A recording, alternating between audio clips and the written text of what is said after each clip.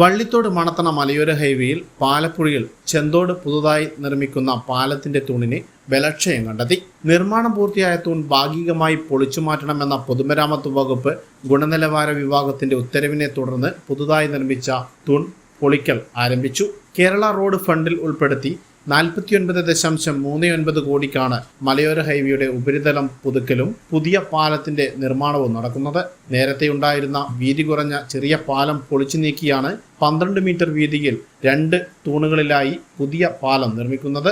മഴയ്ക്ക് മുൻപ് പൂർത്തിയാക്കേണ്ടതായിരുന്നു പാലം.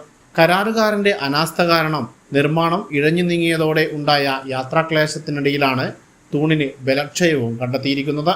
പാലപ്പുഴ പുഴയിൽ നിന്നും വെള്ളം കയറുന്ന പ്രദേശമായതിനാൽ കാലവർഷം തുടങ്ങിയതോടെ മലയോര ഹൈവേയിൽ ഗതാഗതം പ്രതിസന്ധിയിലായിരുന്നു.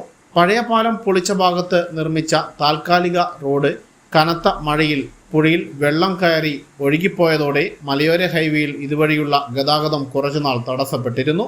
വലിയ സിമന്റ് പൈപ്പ് സ്ഥാപിച്ച് താൽക്കാലിക റോഡ് ക്വാറി ഉൽപ്പന്നങ്ങൾ ഇട്ട് ഉയർത്തിയാണ് ഗതാഗതം പുനഃസ്ഥാപിച്ചിരിക്കുന്നത്. തൂണിന് ബലക്ഷയം കണ്ടെത്തിയതോടെ പാലത്തിന്റെ നിർമ്മാണം ഇനിയും വൈകും. മലയോര ഹൈവേയുടെ പാലപ്പുഴ ഭാഗത്ത് നിർമ്മിച്ച തൂണിനാണ് ബലക്ഷയം കണ്ടെത്തിയിരിക്കുന്നത്. തൂണിന്റെ പൊക്കത്തിൽ നിന്നും 90 സെന്റിമീറ്ററും 12 മീറ്റർ വീതിയിലും പൊളിച്ചു നീക്കാനാണ് ഉത്തരവ്.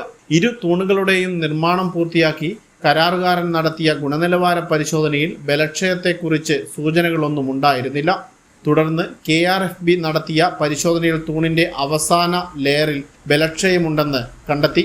ഇത് ഉറപ്പാക്കുന്നതിന്റെ ഭാഗമായി കരാറുകാരൻ ഊരാളുങ്കൽ സൊസൈറ്റിയുടെ സഹായത്തോടെ നടത്തിയ 3ാമത്തെ പരിശോധനയിലും ഗുണനിലവാരം ഉറപ്പാക്കുന്നതിൽ പരാജയപ്പെട്ടതോടെയാണ് ഒരാഴ്ചക്കുള്ളിൽ പൊളിച്ചു മാറ്റാൻ നിർദ്ദേശം നൽകിയത്. ഇതോടെയാണ് തൂൺ ഭാഗികമായി പൊളിച്ചു നീക്കുവാനുള്ള നടപടി ആരംഭിച്ചത്. News bureau, Iritty.